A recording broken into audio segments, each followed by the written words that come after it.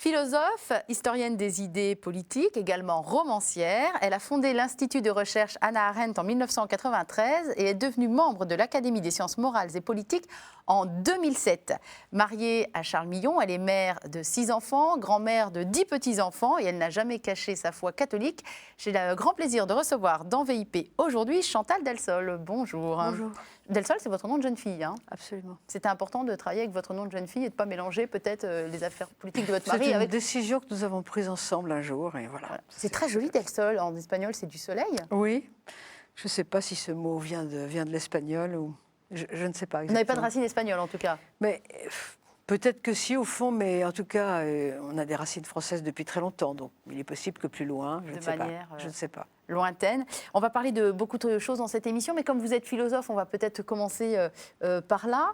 Qu'est-ce que vous diriez de votre travail à quelqu'un qui ne vous a jamais lu, qui n'a jamais suivi vos cours, parce que vous êtes professeur, je ne l'ai pas dit, pardon, qui ne connaît pas bien vos idées, vers quoi vous partiriez? Parce que vous en avez développé beaucoup, même si on met la singularité peut-être un petit peu plus en exergue que les autres. Vous diriez quoi? Vous voulez dire du travail écrit? Ou du travail philosophique, des idées que vous défendez, oui. Ah, que c'est dur de demander à un philosophe de résumer sa pensée. Oui, c'est vrai. Non, au fond, ce qui m'intéresse le plus, après avoir travaillé très longtemps sur l'Antiquité pour ma thèse, puisque les thèses duraient 10 ans à l'époque, donc ma thèse portait sur l'Antiquité, donc pendant 10 ans, je travaillais que sur l'Antiquité, grecque et romaine.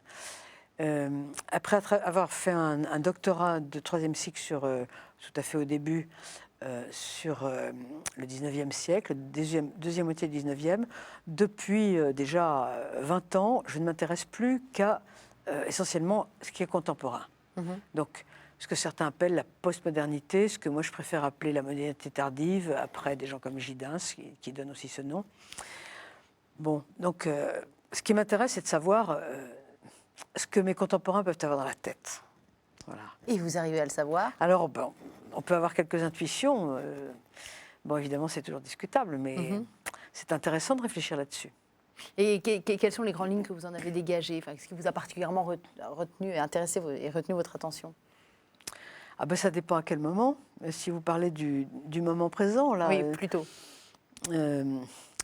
Maintenant, je suis en train de travailler sur la question de savoir quels sont les réels fondements de la morale qui subsistent, parce qu'on ne vit pas du tout dans un temps immoral, contrairement à ce qu'on peut croire, ni, à mon avis, pas du tout nihiliste non plus, même si le nihilisme a constitué un moment, et pour certains encore, mais bon, la déconstruction, c'est un passage, à mon avis, c'est un passage.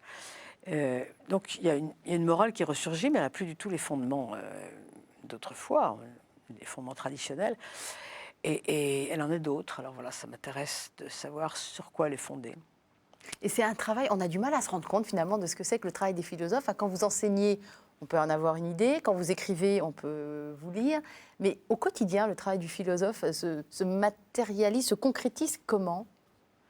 Je ne sais pas si on peut parler, on peut généraliser. Mais en ce qui me concerne, j'ai l'impression de passer ma vie à écrire, au fond. Au fond, c'est ça. Et pas à lire. Je m'attendais à ce que vous me disiez, je lis beaucoup. Non, mais bien sûr, je lis beaucoup. Mais quand même. ça, je considère que c'est... oui, c'est une évidence. C'est comme il faut aussi faire la cuisine, faire son lit. Et vous avez remarqué, vous aussi. Voilà, oui, élever les 6 enfants. Ça, ils sont grands maintenant, mais... Mais oui, au fond, je passe beaucoup de temps. Je lis beaucoup de livres, bien sûr. Ça fait partie de mon travail. Mais je passe quand même beaucoup de temps à écrire. Ouais. Alors, parce que finalement, les cours qu'on donne, ça prend pas beaucoup de temps, les cours. C'est des moments très forts, parce qu'il faut être constamment aux aguets. Ça peut être du théâtre, un cours. Mais au fond, on n'a pas beaucoup d'heures de cours. On a quoi? On a 130 heures par an, c'est pas beaucoup. Mais bien sûr, le problème, c'est de les préparer. Et puis, on a aussi du temps qui est à passer pour les thésards, par exemple, pour voir les étudiants, les mémoires. On passe quand même pas mal de temps avec les étudiants. Mais j'ai quand même, si je regarde, en gros, j'ai l'impression que la plus grande partie de mon temps, c'est quand même écrire, quoi. Alors, juste sur la transmission, parce qu'il s'agit bien de ça quand on est enseignant. Oui, bien sûr. Faire une transmission. En quoi c'est important pour vous et en quoi ça vous enrichit, ce contact avec les étudiants? Transmettre, c'est quelque chose d'essentiel. Et de toute façon, ça ne servira à rien de découvrir quelque chose, d'avoir le sentiment de découvrir parfois quelque chose par soi-même et de ne pas le transmettre, de le jeter dans un tiroir, à quoi ça servirait? Alors, il y a les lecteurs, bien sûr, mais passer les choses par la parole, parce que finalement, en principe, notre recherche est en même temps l'objet de nos cours. Oui, j'imagine. Oui. Bon. C'est-à-dire qu'on donne un cours et le cours change quand on écrit un nouveau livre, finalement, ce qui est un peu permanent. Donc on donne un cours pendant 2-3 ans et après on change parce qu'on a autre chose derrière qui arrive. Mais si on n'avait pas ce moyen de transmettre et de passer par la parole, de personne à personne, ça aurait beaucoup moins d'intérêt aussi. Parce que ce qui est intéressant, c'est précisément de savoir comment les gens vont le recevoir, les étudiants vont le recevoir. Quand j'ai un nouveau bouquin, en général, avant de le publier, je le fais passer dans des cours dans plusieurs pays différents. D'accord. Pour voir les réactions des étudiants qui sont très différents. Si vous êtes en Pologne, ou en Afrique, ou aux États-Unis. Et là, par exemple, le bouquin que je vais sortir au mois de septembre, j'ai déjà donné des cours aux États-Unis, en Roumanie, en France aussi, bien sûr. Et donc, je vois les réactions des auditoires différents et ils posent des questions qui me poussent à réorganiser ce que c'est ça, j'ai donc écrit. ça va modifier Mais bien sûr. complètement soit la structure, soit bien le fond. sûr, de parce ce que que je vous me dis avez ça, dit. ils n'ont rien compris, ou ça, je tombe à faux. Même si eux ne représentent pas la totalité d'une population, naturellement, mais c'est très important C'est quand une même. population avertie, là, pour le coup. Donc, mais c'est une sorte de disputation, comme on disait avant. Oui, ça c'est vraiment intéressant. Et puis il est intéressant de voir comment le discours peut passer comme ça, avec la parole, quoi, avec les questions, parce qu'ils parlent pendant les cours, bien sûr, parce qu'ils sont en général, ils ne sont pas très nombreux. Alors, vous aviez eu le prix de l'Académie française en 2000 avec Éloge de la singularité, essai sur la modernité tardive. C'était aux éditions de la Table Ronde. Comment on pourrait résumer ce concept, je ne sais pas si vous aimez ce mot-là, de la singularité? Oui, oui, j'aime bien ce mot-là, puisque je l'ai pris pour titre. C'est vrai que c'est un joli mot en plus. En plus, oui, je trouve que le mot est joli, singularité. C'est la manière de dire que nous sommes des personnes. Mais on se sent important. Oui, nous sommes tous importants. Mm. C'est la manière de dire que nous sommes des personnes, c'est-à-dire véritablement une substance unique, avec son monde propre. Le poète disait, au fond de nous-mêmes, un infracassable noyau de nuit. Donc, quelque chose, nous avons tous notre ou nos secrets. Et on ne peut jamais aller au fond d'une personne. Même quand vous vivez 40 ans avec la même personne, même après 40 ans, vous êtes parfois en train de vous dire comment est-ce qu'il va réagir là. Ce qui est incroyable quand on y pense. Mais parce qu'il y a une part d'irréductible en nous, ouais. et puis de toute façon on est toujours en évolution, enfin me semble-t-il, non? Oui, en plus on est toujours en évolution, même quand on est vieux, mais il y a une part d'irréductible. On n'est jamais identifiable à nos actes, on n'est jamais identifiable à notre pensée du moment ou à nos pensées en général. On ne se réduit pas à ça. On est toujours beaucoup plus que ça, d'ailleurs. C'est bien pour ça que on nous donne un avocat. Non ? Ça vous fascine? Ça vous inquiète enfin, quand on travaille sur des concepts comme ça et qu'on découvre... Non, ça me fascine. Ça vous fascine plutôt, oui. Oui. Enfin, ça aussi, c'est très occidental, hein, comme thèse. Parce que? Alors, expliquez-moi ça. Parce que c'est une croyance anthropologique, c'est pas une certitude scientifique. L'affaire de la personne et de la singularité, ça n'a rien de scientifique. Vous avez des civilisations qui ne croient pas à ça. Nous y croyons parce que c'est notre civilisation qui est ainsi faite, parce que nous avons un mythe fondateur chrétien, parce que nous avons judéo-chrétien, parce que nous avons les Grecs et les Romains, enfin, une certaine fondation. Mais bon, c'est une croyance anthropologique, comme il peut y en avoir d'autres. Mais ça veut dire que vous avez déjà été amené à expliquer ça dans des pays ou à des civilisations qui n'ont pas compris votre propos, parce que c'est absolument pas dans leur manière d'être, de voir et de vivre? Non, je ne crois pas. C'est intéressant ce que vous me dites. Non, je ne crois pas. Je n'ai jamais été amenée à faire ce type de cours, par exemple en Chine. Voilà, c'est français par exemple. Et chaque fois que je l'ai fait, c'était toujours dans des lieux, soit occidentaux, ça peut être en Amérique du Nord ou du Sud, soit, disons, largement influencés par l'Occident, en Afrique par exemple. Les Africains sont très très proches de nous pour ça. Il n'y a qu'à regarder la déclaration des droits de l'homme africaine. Je ne la connais pas par cœur, moi, la déclaration des droits de l'homme africaine. Je ne la connais pas par cœur, mais il y a une déclaration des droits de l'homme africaine qui est largement influencée par par la déclaration de 48. D'accord. Les Africains sont très proches de nous, même si certains d'entre eux sont musulmans, bien sûr, beaucoup sont Mhm. musulmans, mais même les musulmans sont proches de nous à cet égard, en tout cas, parce que même s'ils n'ont pas, si leur Dieu ne ressemble pas exactement au nôtre, les liens entre Dieu et l'homme ne ressemblent pas aux liens que nous voyons, nous, entre Dieu et l'homme, mais quand même, ils ont une idée de la royauté de l'homme. C'est-à-dire que l'homme est vraiment au-dessus de la création, au-dessus des animaux. Et c'est comme ça qui est essentiel chez nous. Il n'y a pas de singularité si l'homme n'est pas largement un roi.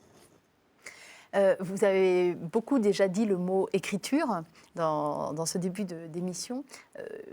Quand vous étiez petite fille, j'imagine que petite, à 6-7 ans, on ne se dit pas, moi, plus tard, je vais être philosophe et je vais enseigner la philosophie et je vais développer un principe qui s'appelle la singularité. Ça ne se passe pas comme ça. Vous étiez plutôt sur l'écriture. C'est plutôt par là que c'est passé, finalement. Oui, j'étais... Très très tôt, j'ai aimé écrire, mais je crois que ça arrive à beaucoup de gens. Vous savez. Oui, voilà. Il y a énormément de gens, de petits-enfants qui écrivent des petits poèmes. Oui, sauf qu'en général, nous, on s'arrête là. Qu'est-ce qui a voilà. fait que vous, Alors, vous avez dépassé le poème à papa voilà, et maman? pour moi, ça s'est révélé être vraiment une espèce d'envie ou de vocation. Moi, c'est peut-être un gros mot. Au fond, moi, dans mon livre, le roman qui s'appelle 4, il y a un petit côté autobiographique comme ça, dans l'enfance d'une fille qui s'appelle Olivia. Et quand elle est en classe, à l'époque où il y a des petits encriers, vous savez, en porcelaine, donc ce qui était mon cas, c'est exactement la personne qui est de ma génération dans le roman. Et toute petite, en 10e, elle voit des personnages, au fond.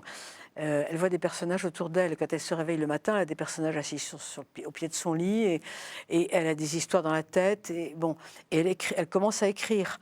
Et moi, c'est exactement ce qui m'est arrivé. C'est-à-dire que j'ai toujours vécu avec des histoires dans la tête, des personnages autour de moi, ce qui est dangereux parce que ça peut rendre mythomane. Et je m'en suis rendu compte après. Oui, bien sûr, parce qu'on mélange la réalité. On mélange la réalité et l'imagination. Donc, on vit avec deux mondes qui se croisent et dont l'un est irréel. Donc, mais c'est vrai que toute mon enfance a été comme ça. J'ai toujours aimé écrire. Vous êtes sortie de ça par l'écriture, justement? De cette confusion un peu des deux mondes? Non, non.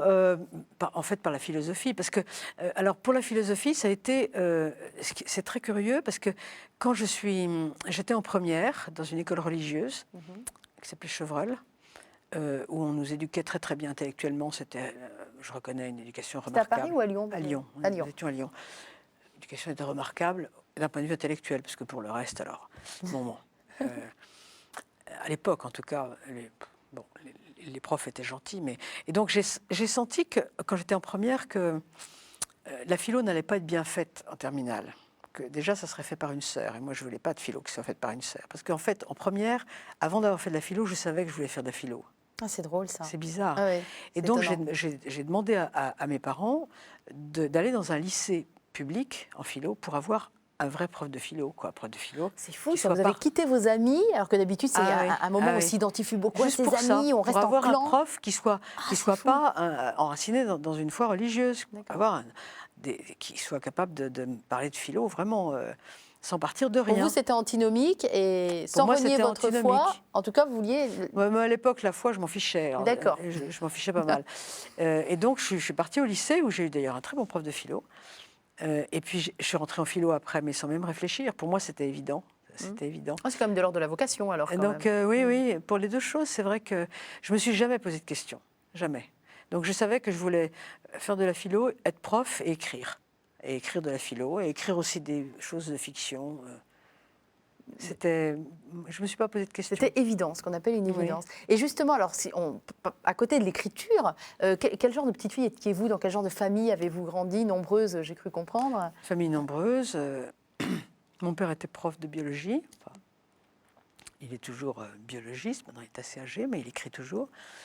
Et puis ma mère avait monté une espèce de petite affaire, parce que c'était dur pour élever des enfants. À cette époque, on était vraiment très mal payés comme prof. Donc, et puis ma mère était très active. Donc c'était une famille sympa. Une enfance heureuse. Oui, bien sûr. Vous étiez où, vous, dans la fratrie? L'aînée. L'aînée de 5. L'aînée de 5. Oui, mais une aînée et qui n'avait pas trop envie d'être l'aîné au fond, je crois. Ah bon. Vous voyez ce que Ça je veut veux dire? dire quoi, ça? Ça veut dire que parfois l'aîné était un peu contente de commander ou d'être responsable. Et au fond, moi, ça me rasait. Donc je laissais disons que peut-être j'ai vendu mon droit d'aînesse pour un plat de lentilles à mon frère qui arrivait derrière moi. Je pense que c'est plutôt ça qui est arrivé. D'accord. Ça ne m'intéressait pas vraiment. Et en dehors de l'écriture, vous aviez des passions, ou des activités, ou des... quelles qu'elles soient d'ailleurs? La lecture. Ah oui, c'est quand même... La lecture, les romans. Les romans, je passais ma vie à lire des romans. Je crois que à ce moment-là, j'ai tout lu. Parce qu'au fond, après, quand on fait de la philo, après, on n'a plus tellement de temps de lire des romans. Il faut avaler quand même les œuvres et tout ça. Et puis après, je me suis mariée très jeune. J'ai eu des enfants très vite. Donc après, Est-ce que vous êtes mariée à quel âge? Le temps manque, 23 ans. Ah oui. À cette époque, on se mariait quand même beaucoup plus tôt que maintenant. Et donc après, le temps manque. Donc c'est à cette époque, quand j'avais 17, 18, 19 ans, que j'ai lu vraiment tous les romans que je pouvais trouver sous ma main, quoi. Et là, je passais beaucoup de temps à ça, et finalement, plus peut-être qu'à la vie sociale. Ce serait quoi l'odeur de votre enfance? La première odeur qui vous remonte là tout de suite? Est-ce qu'il y a une odeur attachée spécifiquement, soit à l'endroit où vous viviez, soit à l'endroit où vous alliez en vacances, que sais-je, ou à vos frères et sœurs, à vos parents? Je vous dirais, voilà, c'est... je ne sais pas si on peut décrire ça. Quand on a passé des heures et des heures et des heures à marcher avec un piolet à la main. Ce que vous faisiez régulièrement? Ce que je faisais régulièrement, parce que je faisais beaucoup de montagnes, de haute montagne. Et quand on rentre le soir, alors les piolets sont en acier.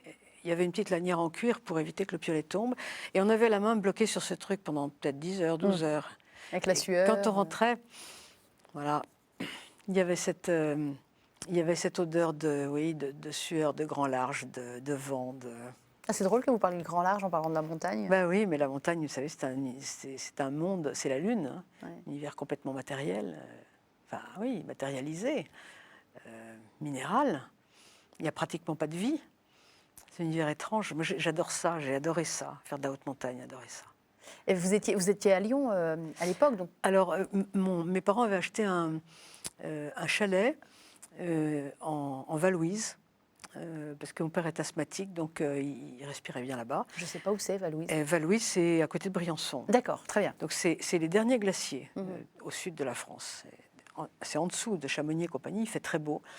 Et il y a des vrais glaciers. Alors moi, je faisais pas de la montagne à un niveau Oui, mais quand même. archi supérieur, mais je faisais de la haute montagne, aussi bien rocher que glacier, et j'en faisais autant que je pouvais avec des amis. C'est une école, hein? Très très bon souvenir. C'est une belle école. C'est une belle école, oui. de volonté, de persévérance. Accuser le coup devant les déceptions, parce que souvent il fait mauvais, il faut rentrer, alors qu'on a fait déjà toute la marche d'approche. Voilà, ça va renoncer. Non, ça c'est un très bon souvenir de mon enfance. Et ça a développé un côté contemplatif chez vous ou pas du tout? Parce qu'une fois qu'on est arrivé, on n'a plus que ça à faire, quoi. Je pense que ça développe un côté artistique, contemplatif. Enfin, artistique, ah oui. Oui, je pense qu'on aime la beauté. Il faut aimer la beauté quand on fait ça, parce que c'est vraiment de l'effort dépensé gratuitement, quoi. Arriver en haut d'un sommet, descendre. Il y a des gens qui n'aiment pas ça, qui disent à quoi ça sert, enfin, qui préfèrent faire autre chose.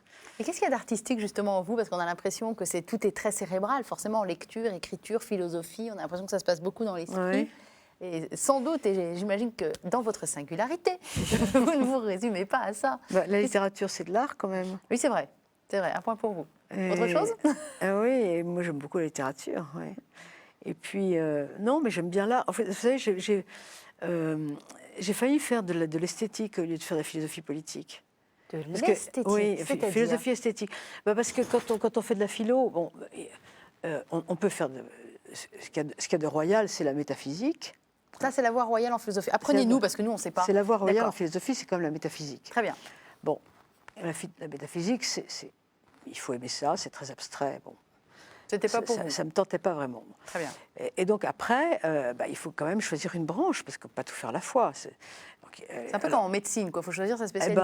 Voilà un peu. Bon, il y a un moment où on choisit. Donc, ou bien on peut choisir, moi je choisis philosophie politique et morale. Parce que politique et morale, aussi curieux que ça puisse paraître, ça va ensemble. Ouais. Mais c'est peut-être aussi parce que vous étiez marié à un homme politique, non? Ah non, Vous pas avez du été un tout, peu parce que j'ai influencé. choisi ça... Avant de rencontrer? Non, avant, oui, Ah, je choisi ça d'accord. avant. Mais j'aurais pu... J'ai failli d'ailleurs choisir esthétique, parce que dans ce cas-là, on devient philosophe de l'art. D'accord. Et c'est une branche aussi. Et vous auriez épousé un peintre ou Euh, ou un sculpteur ou que non, je sais-je? crois pas, mais j'aurais pu faire une thèse d'esthétique. D'accord. Là, j'ai des étudiants qui font des thèses d'esthétique autour de moi, et ça m'intéresse beaucoup. Mais finalement, ce qu'il y a de plus artistique en vous, en fait, j'ai trouvé la réponse, c'est votre fils qui est peintre. Vous avez un de vos enfants qui est peintre. Ah bah oui, Voilà. ça, je suis très contente d'avoir un fils peintre, Voilà. bien sûr. Je suis très contente des autres aussi, mais c'est vrai que la peinture, j'aime beaucoup. Ah oui, oui. D'ailleurs, j'avais fait une licence d'histoire de l'art, en même temps que la philo. Ah oui, voilà, ah bah quand même. Oui. Quand même. Et J'aimais finalement, beaucoup la philo j'aimais beaucoup l'a l'histoire de emporté. l'art. Et finalement, c'est la philosophie politique qui l'a emporté. Bon, mais bon, je ne sais plus pour quelle raison. Et quels sont les auteurs qui ont construit votre pensée? Ou les artistes? On ne va pas se limiter aux auteurs quand même. Mais il y en a plein quand même. Alors, s'il faut résumer, c'est un peu difficile de résumer. En philo, vous voulez dire, ou en général? Oui, ou d'une manière plus générale. Les auteurs que j'admire le plus, alors, je ne sais pas, en tant qu'auteur, de toute façon, je suis très aristotélicienne. Donc, Aristote, pour moi, c'est Une base vraiment immuable. immuable. Et puis, j'aime l'homme autant que l'auteur. Donc, pour moi, c'est très important, ça. Mais alors, après, bon, ça, c'est tout à fait à la racine.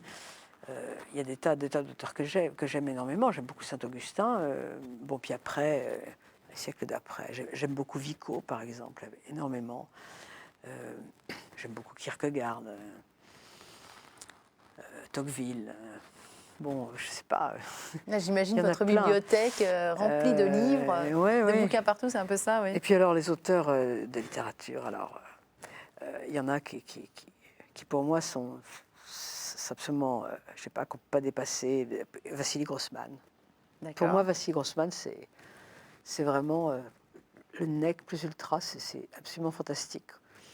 Ça vous nourrit. Bon, mais bon, j'aime beaucoup les Russes, de manière générale. Beaucoup les Russes. Mais Giono, il n'était pas russe? Non, alors Giono n'est pas russe, mais Giono, c'est pas que j'aime Giono de manière générale, mais j'aime bien certaines choses de Giono, voilà. Alors, est-ce qu'on peut... vous avez justement amené un ouvrage de Jean Giono, que je ne connaissais pas pour ma part, donc je vais le découvrir avec vous. Alors, c'est pas son livre le plus connu quand même, si? Pas du tout. Non, je suis tombée dessus par hasard. Ça s'appelle Fragment d'un paradis. Ça va bien avec notre émission. Fragment au pluriel. Bon, mais il ne s'agit pas du paradis chrétien. Moi, venant de Giono, c'est tout à fait autre chose.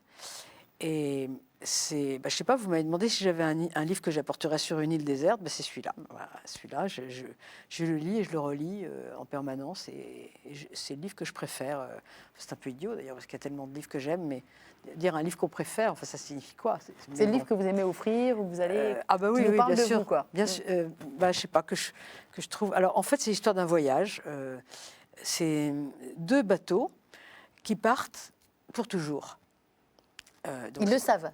Ah oui, Ils le les savent. gens qui sont montés sur le bateau partent pour toujours. Très bien. Et c'est déjà assez incroyable. Ils ont pris pour 5 ans de vivre. Après, on ne sait pas. Et en fait, ils cherchent ailleurs. C'est un peu comme le voyage d'Ulysse, au fond. Ulysse, vous vous souvenez, il rencontre des choses extraordinaires, et en même temps, il change d'espace, bien sûr, et il change de temps aussi, parce qu'il arrive dans des contrées qui sont presque des contrées d'autrefois, l'âge d'or. Et là, c'est un peu ça. Alors, ils arrivent dans des mondes nouveaux, et donc, par exemple, ils voient tomber sur le bateau des oiseaux qui ont des couleurs inconnues sur la Terre, des choses comme ça. Et ça, j'adore ça, je trouve ça extraordinaire. Et les 2 bateaux restent ensemble, tout le temps. Et les 2 bateaux restent ensemble. Je trouve que c'est une image de la vie, parce qu'en fait, la vie, c'est une plongée dans l'inconnu.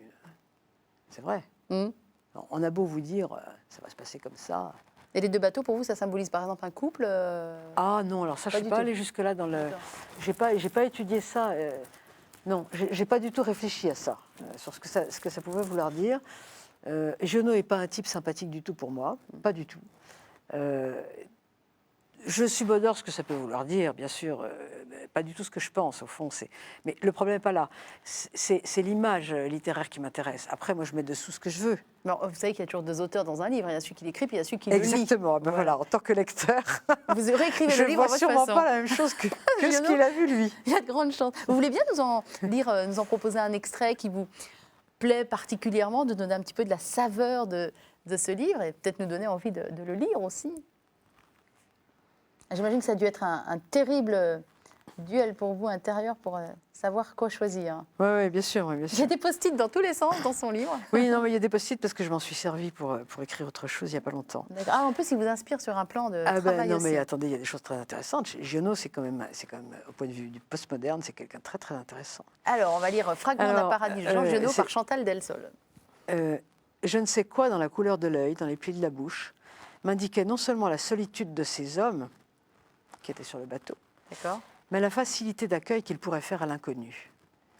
Car voilà précisément le mot. Ce que je recherche, c'est l'inconnu. Je n'ai que faire de rapporter des classifications zoologiques, géologiques, botaniques et dans tous les domaines. Tout ce que nous connaissons de cet ordre de choses ne nous apporte rien qui soit un remède. Si nous ne trouvons rien d'inconnu, rentrer au port signifiera, pour nous, mourir, avec plus de certitude que dans un naufrage. La ligne de conduite est assez claire quand même. Hein. C'est très intéressant. Parce que ça, c'est la vie. Alors, encore 3 lignes. Oserais-je penser, c'est une discussion entre le capitaine et le médecin, oserais-je penser que votre décision de partir avec moi était influencée par une sorte d'héroïsme? En aucune façon, monsieur. La vérité est que j'ai encore beaucoup d'espérance, au pluriel. Je ne crois pas que les joies du monde soient toutes marquées dans le catalogue auquel on nous a habitués à recourir dans tous les cas. J'en attends d'autres.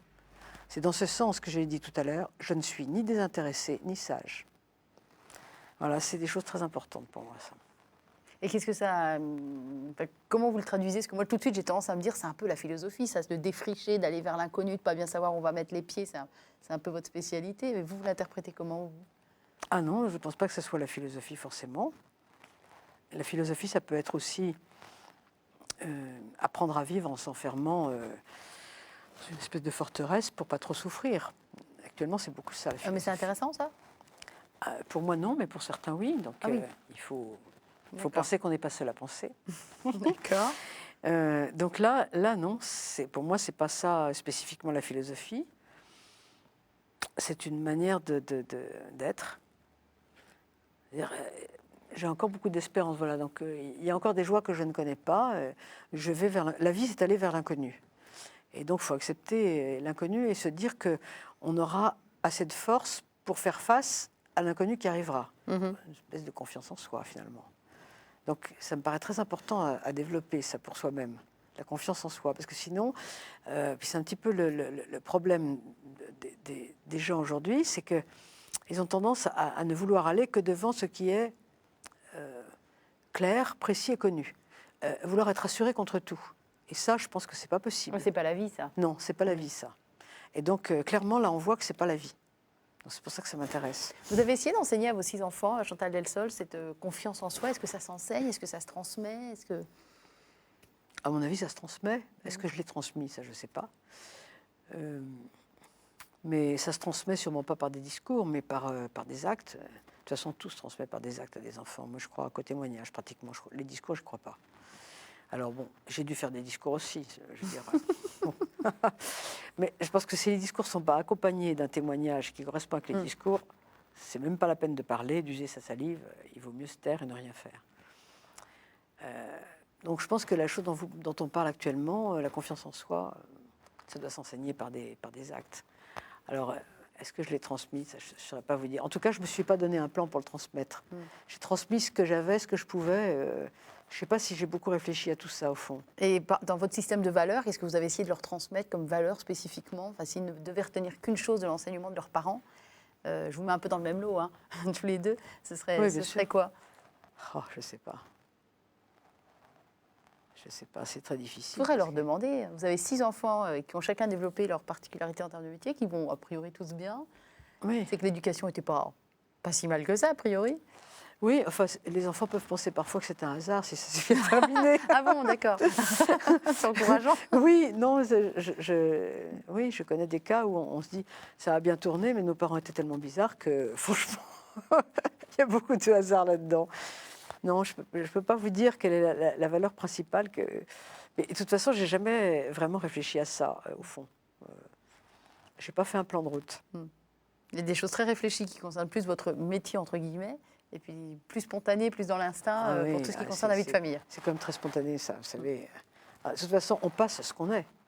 On ne peut pas passer ce qu'on Oui. n'est pas. Donc, on ne peut pas... Ah, je pensais que vous alliez me donner des recettes pour les miens d'enfants, non, vous voyez, mais il y non, a ça ne pas marche de pas comme recette, ça. Il n'y a pas de recette. Ça marche pas. On peut pas. Il y a des gens, ça se faisait beaucoup autrefois, ça, qui élaboraient tout un discours éducatif. Alors, il faut qu'il apprenne ça, qu'il sache ça, l'expérience. Et on lui apportait ça comme un livre. Et puis les parents vivaient autrement que ça. Complètement ridicule. On peut transmettre ce qu'on est. Et puis voilà. Après, bon, je pense que si on a des défauts, on transmet les défauts avec. Alors, ça ne veut pas dire que les enfants vont les avoir. Ils vont sûrement avoir des qualités qu'on n'a pas et des défauts qu'on n'a pas. Mais dans l'ensemble, on transmet que ce qu'on est, que ce qu'on exprime, ce qu'on manifeste, au fond. Alors, dans cette émission, nous avons une séquence qui s'appelle la question tombée du ciel. Et cette question, elle tombe du ciel plus ou moins. Elle tombe surtout de la bouche du père Geoffroy Marie, qui est un prêtre de la communauté Saint-Jean, et qui adresse des questions, qui travaille sur les dossiers des invités, et qui adresse donc une question spécifique aux invités. Oh là là, c'est mortel, ça. C'est, ouais. Ou vital, allez savoir. Donc, je vous propose de découvrir la question tombée du ciel du père Geoffroy Marie.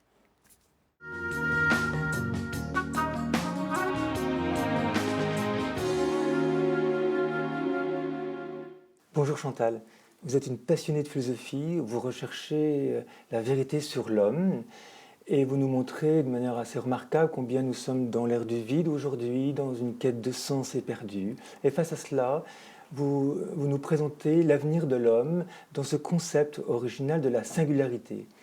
Je le trouve très intéressant, mais peut-être ambigu. Singularité pourrait faire penser à égoïsme, égocentrisme.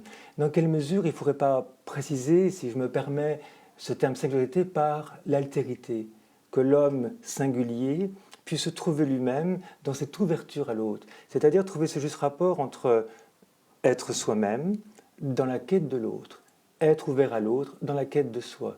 Que pensez-vous de ce juste rapport entre soi-même et l'autre pour l'avenir de la pensée philosophique, pour une meilleure humanité? Jamais le père Geoffroy Marie n'a posé une question aussi longue. Hein. Je tiens à vous Merci le dire, beaucoup. c'est vraiment parce que c'est Je vous. ne hein. sais pas si... non, il ne nous entend pas, là. Donc, Il ne nous entend oui, pas, mais il verra l'émission quand elle sera Je n'ai diffusée. pas encore le plaisir de le connaître. Donc, merci beaucoup pour cette question. Alors, naturellement, l'altérité, c'est très important. J'en ai fait un chapitre entier dans mon livre « Qu'est-ce que l'homme ?», qui est paru quelques années après « Éloge de la singularité ». Pourquoi est-ce que j'ai axé ça sur la singularité, qui peut effectivement signifier individualisme, je suis d'accord. Parce que mon propos pour ce livre était de remettre en place une anthropologie qui est derrière les droits de l'homme.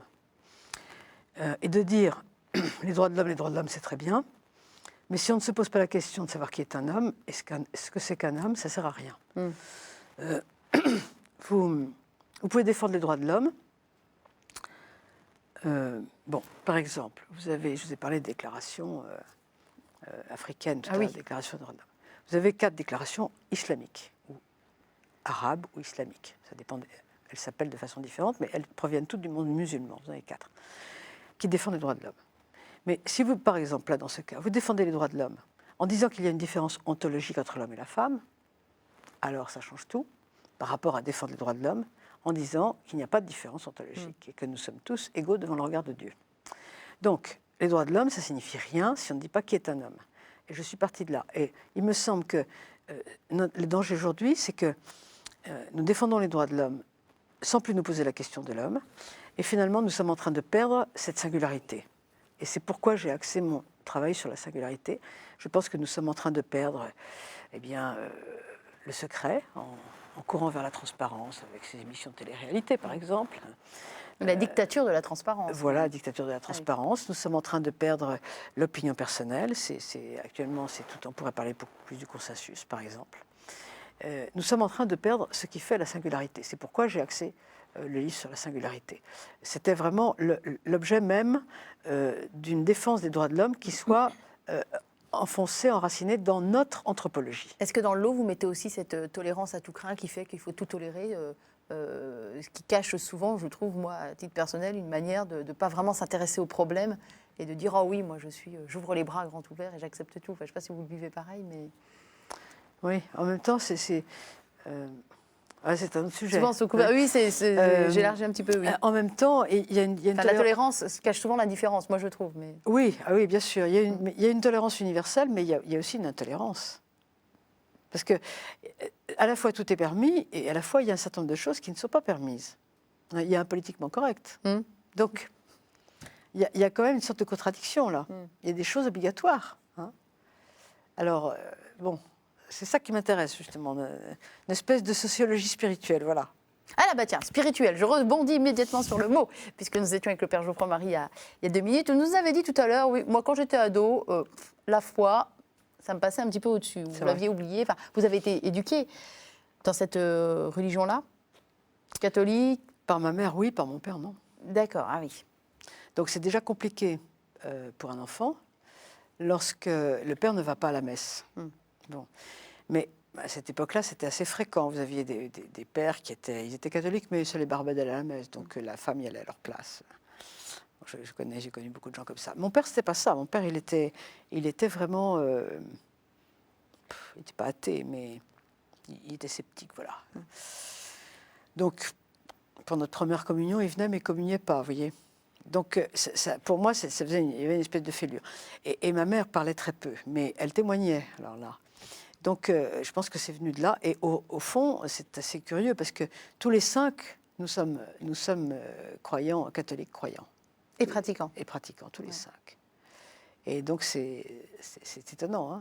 Mais à quel moment vous êtes finalement revenu à l'enseignement de votre maman? Parce qu'il y a un moment où vous avez plus ou moins lâché, on a bien compris. Oui, bien sûr. Il y a mai 68 qui est passé là-dessus, vous aviez 21 oui, mais moi, ans à peu mai près. 68, j'étais plutôt à vous étiez l'envers. plutôt contre, oui, j'étais même très contre. Oui, bien sûr. Très, très contre. Oui, j'étais très contre. C'est pas très nombreux, mais on s'est bien Non, mais amusé bon, quand mai même. 68 est quand même passé à ce moment-là, quoi. Oui, bon, enfin, pour moi, ça n'a pas eu d'impact de ce côté-là. D'accord. Oui, j'ai retrouvé après. Il faut dire que j'ai épousé un homme qui était depuis le début très croyant et qui n'a jamais changé à cet égard. Donc je pense que ça a joué beaucoup. C'est qu'au moment du mariage, vous avez raccroché les wagons à ce moment-là. Un peu plus tard, Un peu plus tard, oui. je pense. Oui, mais bon, peu de temps après. Et ça vous, j'imagine, enfin, on n'est que un, j'imagine que ça vous influence aussi dans votre manière de travailler, notamment dans votre réflexion philosophique. Ah oui, c'est le gros problème de savoir comment on peut être philosophe et croyant. Il y a eu des problème. bibliothèques entières qui ont été écrites sur le sujet. Bah, c'est un problème. Disons que je pense qu'il faut quand même avoir de la distance quand on réfléchit. Il faut essayer de mettre un peu de côté. Oui, je pense. Mais vous y arrivez? Bah, j'en sais rien si j'y arrive, mais je pense qu'il faut quand même essayer. Il faut avoir de la distance. Bon, c'est ce qu'on peut appeler aussi la tolérance. Oui, il faut essayer. Et puis surtout qu'en plus, on a des étudiants qui, quand même, pour 95% d'entre eux, ne sont pas des croyants, on va dire 98%. Donc, voilà, il faut que notre discours soit détaché de ça. Même souvent, je leur dis, encore hier soir, j'ai eu un cours, avant-hier soir, je leur dis, bon voilà, là, je ne vais pas me fonder sur des anciens fondements que vous ne pouvez pas approuver. Donc, on va en chercher d'autres. Voilà. Même si, pour moi, ce sont ces fondements-là qui m'importent. Mais je ne sais pas... aller chercher ça. En tant que professeur, je le comprends. En tant que philosophe, j'ai plus de mal. Quand vous êtes assise à votre table de travail, enfin, j'imagine que ça se passe comme ça. Oui, mais vous écrivez pour un lecteur. Oui. Alors, le lecteur, il n'est pas... je me rappelle qu'après avoir sorti Le Souci contemporain, je ne sais plus quel éditeur très athée, très franc-maçon m'avait dit « Vous êtes diabolique parce que... » Non, mais c'était gentil. Ah bon? Ça voulait dire, au fond, vous arrivez à amener votre pensée sans avoir l'air comme ça. Vous voyez, c'était pour Le Souci contemporain. Parce qu'au fond, j'essaye toujours de faire de la pédagogie avec le lecteur. C'est-à-dire d'arriver à amener des choses auxquelles je crois, mais sans les fonder sur mes fondements à moi. Vous voyez? Parce qu'on ne peut pas s'adresser uniquement à un public qui est d'accord avec vous. C'est pas possible. Ouais, ça avance pas, quoi. Sinon, ça on ne fait pas avancer les problématiques. On peut rien démontrer. Moi, ce que j'aimerais, c'est démontrer les choses, quand même. On aimerait toujours avoir un peu d'influence quand on écrit. Il faut bien être honnête avec soi-même. J'imagine que quand on exprime ses idées, qu'on veut les faire circuler, c'est aussi pour ça. Bah voilà. C'est pour se trouver pas des disciples, mais des gens qui adhèrent à cette même pensée. Même sans aller jusque-là, bien sûr. Qui ont envie de convaincre les gens de certaines choses que l'on pense très fort. De convaincre en tout cas. Ouais. J'avais lu, moi, dans un article, alors est-ce que c'est de l'info ou c'est de la tox, c'est vous qui allez me le dire, autant revenir à la source, et la source aujourd'hui c'est vous, que vous étiez dans une croyance qui était plus proche du protestantisme en fait que du catholicisme. Ah oui, ça pour une fois c'est une chose vraie, oui, parce qu'on a raconté... Pour une fois c'est une chose vraie. Qu'est-ce qu'on a dit comme horreur sur oui, vous? si on ouvre Internet, on trouve que je suis à l'Opus Dei et toutes sortes de... Ah oui, ça je l'avais vu passer aussi, mais ça, voilà, vous voyez, Vous voyez. D'accord. Bon, ça c'est une chose complètement fausse, mais ça a été évidemment inventé pour. Mais bon, ouais, il faut prendre ça en riant. Il y a quelque chose d'un peu vrai là-dedans, oui. Sur le protestantisme, j'ai toujours un peu du mal avec l'Église officielle, avec l'orthodoxie, j'ai toujours un peu de mal avec ça, oui, c'est vrai. J'ai toujours une petite tentation vers une forme de libéralisme. Je ne pense pas que j'irai jusqu'au bout, parce que je ressens quand même bien la nécessité d'une Église, qui quand même rend beaucoup de services, je dirais. Mais pour reprendre les mots de Maritain, la question de la personne et du personnel de l'Église, c'est une question quand même un peu éprouvante, quoi. C'est votre côté papa qui ressort, là, non? Le côté de votre père, là, non? Peut-être, oui, Ouais. sans doute, oui, sans doute. Et puis, j'aime pas être soumise à une discipline, à un bloc. J'aime pas être dans une communauté fermée. J'aime bien mon indépendance d'esprit. Alors justement, donc je suis toujours un petit peu en marge de ça. Et pourtant, les électrons libres comme vous apportent beaucoup, justement, en général, en termes de réflexion, en termes d'air, de souffle, Il y a des gens qui peuvent penser qu'ils détruisent aussi. Ah, oui, bon, d'accord. Je sais pas. D'accord. Je sais pas. Et qu'est-ce que vous aimeriez aujourd'hui, vous, lui apporter à cette Église que vous regardez, que vous aimez, on le sent, puis en même temps, bon, vous gardez comme cette distance critique. Si vous pouviez la faire changer aujourd'hui ou évoluer, enfin, vous iriez vers quoi? Dans quel domaine? Sur quel point précis? Dans vos rêves les plus fous, Chantal Delsol? Oui. Non, j'ai pas fait de rêve là-dessus encore. Ah bon? Non, Mince. je ne pense pas que je puisse influencer quoi que ce soit là. Ouais. Je ne sais même pas si on peut vraiment, sauf sur des points bien précis, on peut parler sur des points précis, mais d'une manière générale, c'est une institution, bon, c'est l'institution probablement la plus vieille du monde. Eh ben, elle a les défauts d'une institution. Est-ce qu'on peut lui demander de ne pas avoir les défauts d'une institution tout en restant une institution? C'est pas possible, je pense. Mais bon, on peut parler sur des problèmes précis.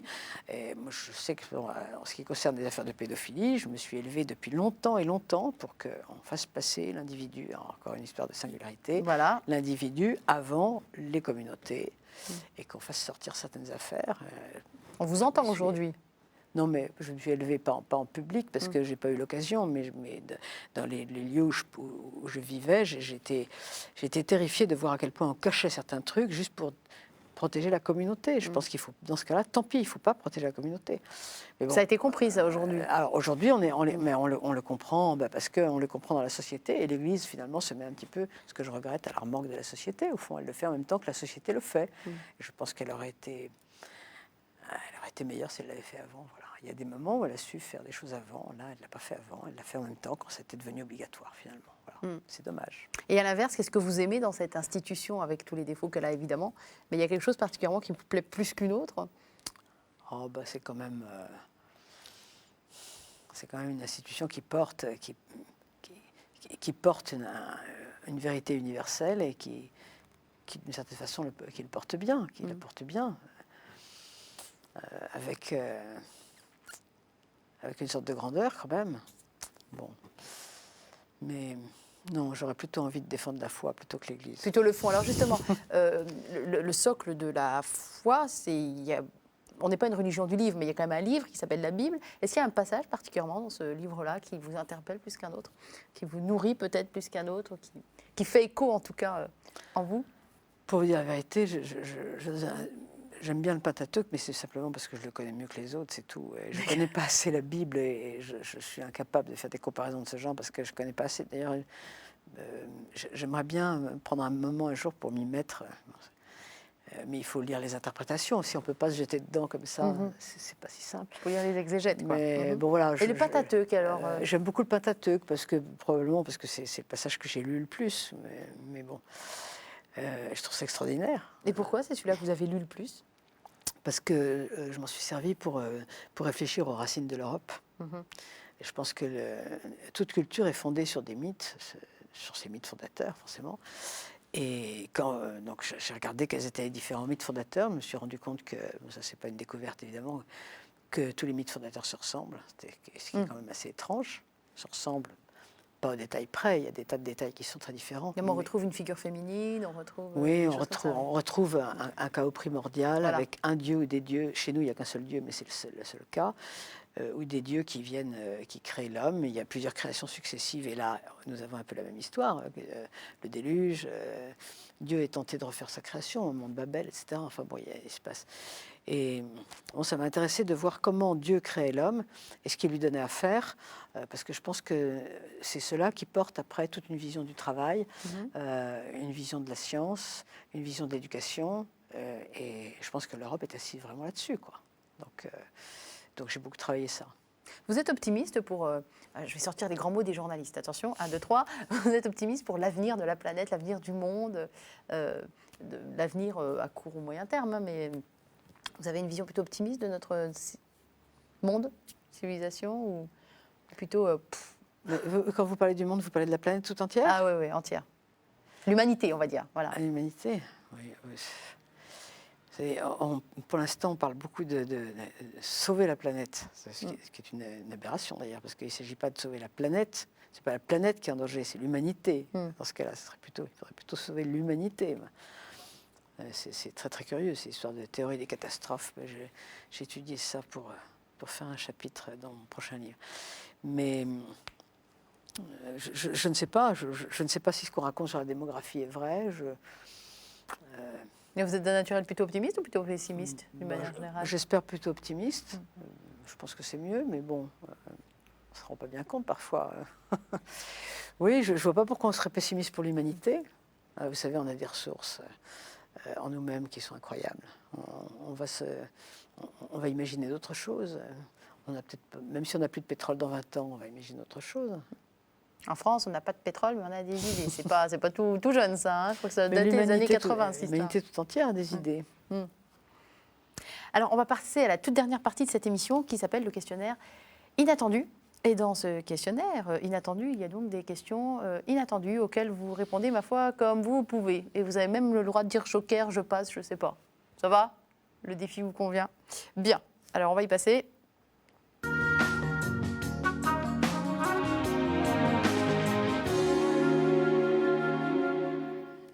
Je suis en train de me faire disputer parce que je ne préviens jamais mes invités du questionnaire inattendu. Mais c'est ça qui est drôle. Il faut prendre des risques. C'est pas vous qui m'avez fait tout un discours comme quoi il fallait aller vers l'inconnu, Oui, Jean Giono, les fragments d'un raison. paradis. Alors, première question. En plus, elles sont super dures, les questions. Moi, je serais incapable d'y répondre, je vous le dis tout de suite. Si vous pouviez être plus que vous, qui ou que seriez-vous? Chantal Delsol, puissance 10, ou vous seriez qui, vous seriez quoi? Ça dépend ce que vous voulez dire exactement. Attends, mais vous savez, les journalistes arrivent avec leurs questions, vous arrivez avec vos réponses. Hein. Mettez ce que vous voulez sous la Si question. je n'avais pas été philosophe, j'aurais voulu être soit comédienne, soit architecte. Mais il y a une chose que je n'aurais jamais changée dans ma vie, c'est d'avoir des enfants. Si j'avais pu, évidemment. Si je n'avais pas eu d'enfants, j'aurais été affreusement malheureuse. C'était vraiment le but premier de votre vie avant même Je ne sais pas si c'était le but premier, mais en tout cas, c'était une chose essentielle pour moi. Et comédienne et architecte? Ou architecte, ou l'un ou l'autre. Oui, pas les deux en même temps, j'imagine. Vous auriez... Pourquoi ces deux métiers-là, assez distincts? Je pense qu'être prof et être comédien, ce n'est pas tellement différent. D'accord. Politique et comédien aussi, c'est pas toujours très différent. Ça aussi, c'est vrai. Mais il y en a qui ont fait des cours de théâtre avant d'arriver en politique. Oui, vous avez raison, c'est important, mais ça j'aurais pas fait de politique. Et architecte, pourquoi? Parce que j'aime bien l'art. Oui. D'accord. Ouais. Et la construction, alors? L'architecture m'a toujours passionnée. Ouais. D'accord. Ouais. Avec un monument, pardon. Par exemple, je me rappelle que quand je faisais une licence d'histoire de l'art, j'avais choisi un certificat. À l'époque, on choisissait 4 certificats pour faire la licence. Après, propédeutique, après 4 certificats en 2 ans. Et j'avais choisi un certificat de monuments égyptiens et mésopotamiens. Et j'avais passé 6 mois à faire que ça. J'étais passionnée par ces trucs-là, ces trucs monumentaux, quoi. Le début de l'art chez Hegel, l'art symbolique, c'est absolument génial. D'accord. Très bien. Voilà, c'était la première question. Vous êtes quand même plutôt bien débrouillé. Si vous aviez une année sabbatique, interdit d'écrire, interdit de faire de la philo, interdit de donner des cours, une année sabbatique, vous en feriez quoi? Je vous ai ôté votre crayon, là. Oui, dur. Non, je voyagerais. Avec une destination... Vous avez déjà beaucoup voyagé, vous, ne serait-ce que pour donner vos cours. Avec une destination privilégiée? Non, mais je ne sais pas, je ferais le tour du monde peut-être. Ça serait marrant. Oui, dans les pays que vous avez vus, il y en a un qui vous a particulièrement intéressé? Oh, bah, il y en a plein. Un qui est peut-être plus cher à votre cœur pour une raison ou pour une autre. J'aime beaucoup les pays d'Amérique du Sud. Ah, Oui. Beaucoup les pays d'Amérique du Sud. Et puis alors, bah, j'ai un faible, encore plus, pour les pays d'Indochine. et pour quelle raison? C'est extraordinaire. Vous savez, il y a beaucoup de Français qui nourrissent une espèce de tendresse pour ces pays. C'est vrai, oui. Et moi, je suis tombée là-dedans. Je sais pas. Je sais pas. Est-ce que vous avez, Chantal Delsol, une devise qui vous accompagne, ou une phrase que vous aimez particulièrement et qui remonte à vos oreilles souvent, qui vous guide ou qui vous intéresse? Non. Non. Même Non. pas changeante comme ça? Ah non, non, non, ça, j'ai jamais eu ça. Ah, je saurais pas vous dire, là. D'accord. Je saurais pas vous dire. Quel est le livre que vous auriez aimé écrire? Le livre un peu dont vous êtes jalouse, et à part le Jean Giono de tout à l'heure. Hein. Oui, encore même pas celui-là. Celui-là, j'aime bien qu'il soit à l'extérieur. D'accord. Mais, ah bah oui, j'aimerais pouvoir écrire comme Grossman, oui. Ah, le fameux Ah, Vassili. ouais. Ah ouais, par exemple. Ou bien le livre de Pamuk, là, qui a eu le prix Nobel il y a 2-3 ans, qui est un Turc. Alors, si Il vous a me dites, écrit un je livre vous qui crois. s'appelle Neige. D'accord. Que je n'ai Eh pas bien, je sais pas, les 50 premières pages de Neige, ça, j'aurais aimé les écrire. lu. Ah, c'est un conseil de lecture que vous nous faites là, alors. Extraordinaire, extraordinaire. Ah oui, je trouve. D'accord. Dernière question, si vous pouviez choisir la manière dont vous allez mourir, vous choisiriez quoi? Ce que je vous souhaite évidemment le plus loin possible, parce qu'il y a plein de petits-enfants dont il Non, faut mais attendez, s'occuper. ça fait pas mourir que de dire ça. Ah, vous savez, il y en a qui pensent que ça porte la poisse, qui sont un peu superstitieux. non. Je me doute bien que vous n'êtes pas dans ce genre de... Non, bah vous écoutez, c'est comme tout le monde. J'aimerais bien avoir une mort tranquille et que ce soit bien, que ce soit pris sans terreur, Mort tranquille, et calme. Oui, et calme. C'est un concept, ça. Une mort paisible. Mort Ça paisible. existe. C'est-à-dire dans votre sommeil, sans la voir venir. Ah non, c'est pas ça Ah que non, je veux c'est pas dire. Non, pas forcément. Dans son sommeil peut-être, mais même si je suis consciente, j'aimerais que cette conscience soit paisible. Qu'est-ce qu'on peut vous souhaiter pour les cadeau. années qui viennent? Bah écoutez, j'espère que je vais pouvoir continuer à écrire quelques livres. Et puis, je sais pas, je sais, j'ai une vie de famille que je trouve assez riche. Enfin, je sais pas ce qu'en pensent mes enfants, mais bon. J'ai cru comprendre, oui. Voilà. Et puis, donc, j'aimerais bien continuer de cette manière. Je trouve ça très sympa d'avoir ces deux côtés de la vie qui sont tellement différents l'un de l'autre et qui sont deux pôles sur lesquels la vie se pose comme ça. Et puis, bon, c'est vrai que c'est extraordinaire de vivre dans un milieu intellectuel où on rencontre des gens passionnants. On a quand même, nous les profs, une vie extraordinaire. Enfin, les profs n'aiment pas qu'on dise ça. Moi, je le dis. Ça a été dit, On ça a a été enregistré. on a une chance, mais on a une chance folle. On fait tous les matins, on se lève en se disant je vais faire des choses différentes d'hier. Je trouve ça extraordinaire. Et ben voilà une prof heureuse. Merci bah oui. beaucoup, Ah bah Chantal Delsol. Merci infiniment et très bonne continuation à vous. Merci, au revoir. Au revoir.